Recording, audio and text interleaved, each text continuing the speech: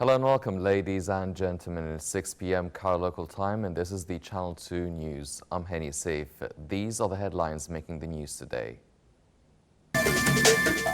Foreign Minister Shukri continues Egypt's stance towards stalled negotiations on over Ethiopia's Renaissance Dam. The Syrian government army steps in to halt the Turkish incursion. And rescue workers battle mudslips and waist-high waters in typhoon-hit Japan.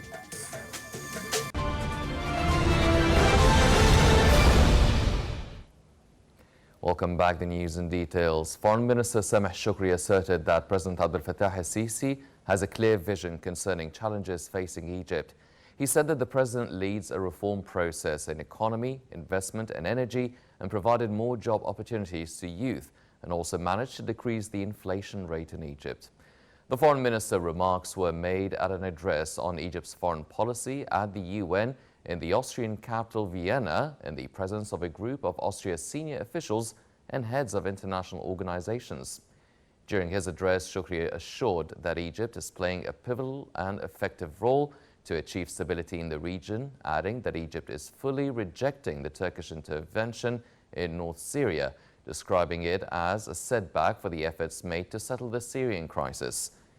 Shukri also expressed Egypt's worried about the Libyan and Yemeni crises, adding that Egyptian foreign policy based on the principles of non-intervention on other states' internal affairs. Ways of ending the suffering of Syrian people and supporting the political dialogue in Libya, as well as confirming the two-state solution to end the Palestinian-Israeli conflict, were also tackled during Shukri's address. Concerning the Ethiopian Renaissance Dam, the foreign minister said that international experts said that Egypt is exposed to various risks from building the dam, adding that joint talks will be held to avoid rising of any escalation between the two countries. President Abdel Fattah al-Sisi today urged the public release of the findings of a national anti-corruption strategy completed by the Administrative Monitoring Authority as part of efforts to enact principles of transparency through provision of data and information. The authority said the president's recommendations were part of his following up of progress made along the implementation of the second phase of the National Anti-Corruption Strategy aimed at preventing and fighting corruption. The authority added that a summary booklet for the second stage of the strategy, including main achievements and successes made, was released. The achievements included the completion of a comprehensive guide to 500 government services and the launch of electronic portals for all ministries, governorates and universities participating at the strategy. Prime Minister Mustafa Madbouli today reviewed procedures to launch Egypt's sovereign fund.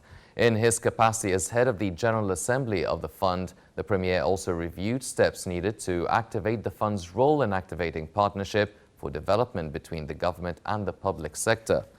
The fund is meant to contribute to Egypt's sustainable development through putting strategies to manage unused state assets and properties so as to make them more profitable.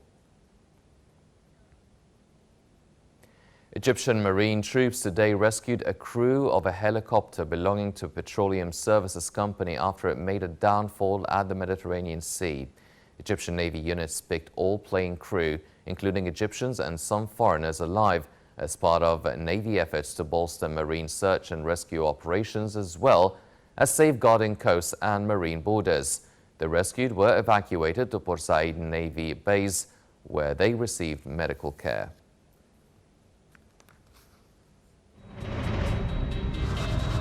إن مصر تخوض يوميا حربا ضروسا ضد التنظيمات الإرهابية في شمال سيناء، حيث يتم استئصال الإرهاب بأقل خسائر ممكنة. إن معركتنا هي جزء من الحرب العالمية ضد الإرهاب، وحريصون على مد يد العون والشراكة لكل حلفائنا في المعركة. المواجهة الشاملة تعني بالضرورة مواجهة كافة أبعاد ظاهرة الإرهاب فيما يتصل بالتمويل والتسليح والدعم السياسي والأيديولوجي، فالإرهابي ليس فقط من يحمل السلاح.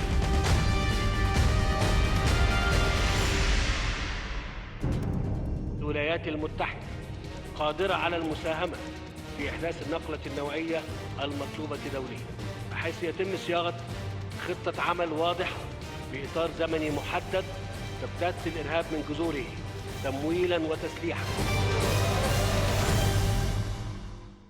Welcome back. The Syrian government army sent troops towards the Turkish border today to contain Ankara's offensive in northern Syria. Meanwhile, Turkish incursion continued with intensified attacks against the main town of Ras Al Ain, where Kurdish-led forces have put up stiff resistance.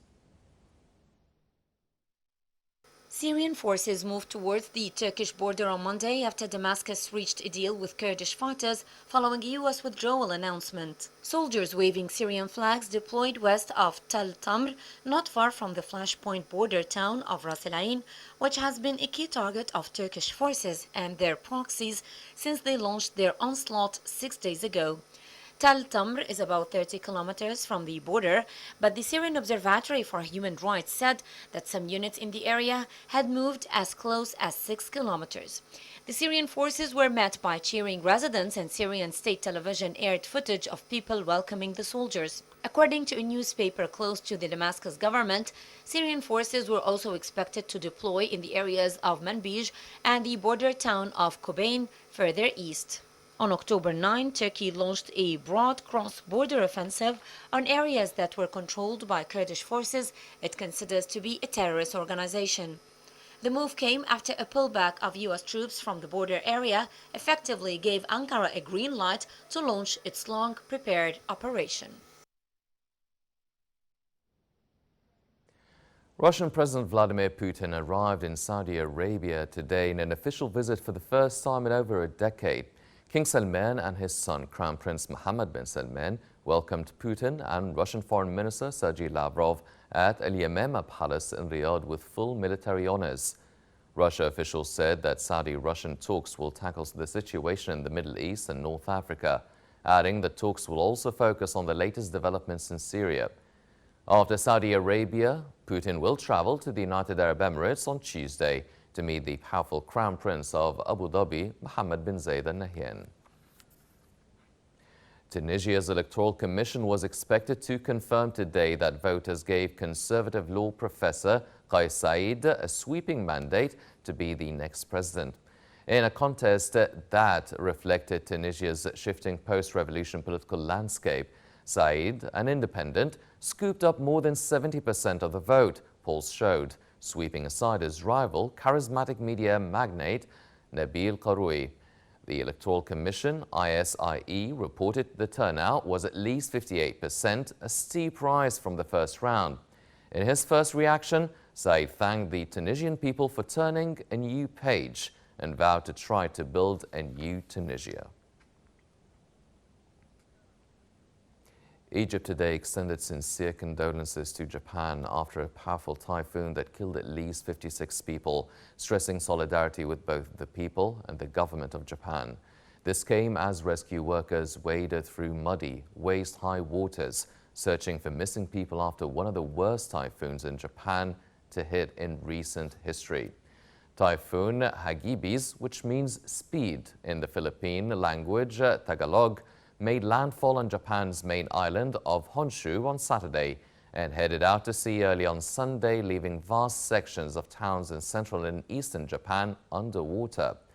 Another 16 missing and 202 injured.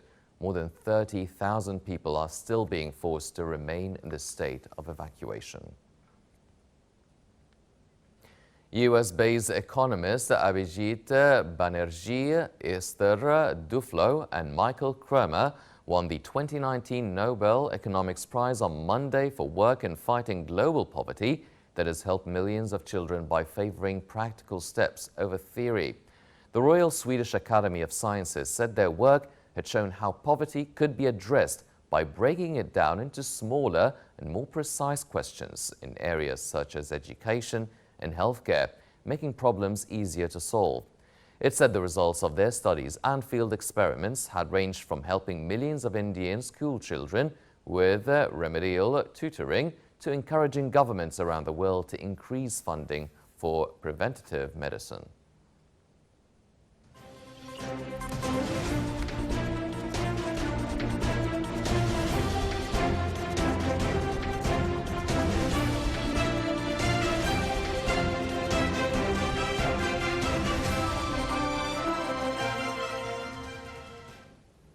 These are all the political news. Now it's time for the business updates, where a media cabinet's infograph issued a data review where Egypt topped economic growth rates in the Middle East and North Africa during the first quarter of the current fiscal year, despite the slowing global economic growth. The review showed Egypt's economic growth standing at 5.7% and attributed the recorded rate to the government's implementation of a package of economic and financial reforms, in addition to the notable development of many sectors, mainly manufacturing and tourism. The review also highlighted Egypt's expansion in natural gas exploration and an improvement in the volume of exports and services. Foreign corporate profit collecting today pushed Egypt's markets amid investors' concern over the volatile regional conditions, which badly influenced the volume of the market liquidity. The market capital for listed companies lost 3.4 billion Egyptian pounds, closing at 715.1 billion. The benchmark EGX 30 index dipped 0.3%. The medium-capped EGX 70 index fell 0.5%, and the broader EGX 100 index sank 0.4%. Russian Energy Minister Alexander Novak said today there were no talks underway to change a global output deal under which OPEC and non-OPEC oil-producing countries have curbed output in order to support prices. Novak told reporters while visiting Saudi Arabia for a Russian-Saudi investment event that Moscow is fully committed to the deal. Meanwhile, Saudi Arabia's energy minister, Prince Abdulaziz bin Salman, said that OPEC Plus group are showing a high level of commitment to the current deal and called for concentrating on the stability of oil market rather than prices. He asserted that the kingdom's oil production capacity would reach 12 million barrels per day by the end of November, recovering to levels above those seen before attacks on its energy installations in September.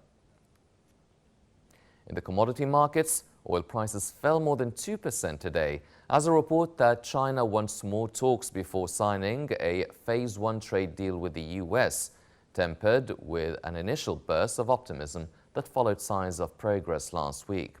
London's Brent crude, the benchmark used to price international oils, fell 2.23% to $59.16 a barrel, while the US crude lost 2.23% to $53.48 a barrel.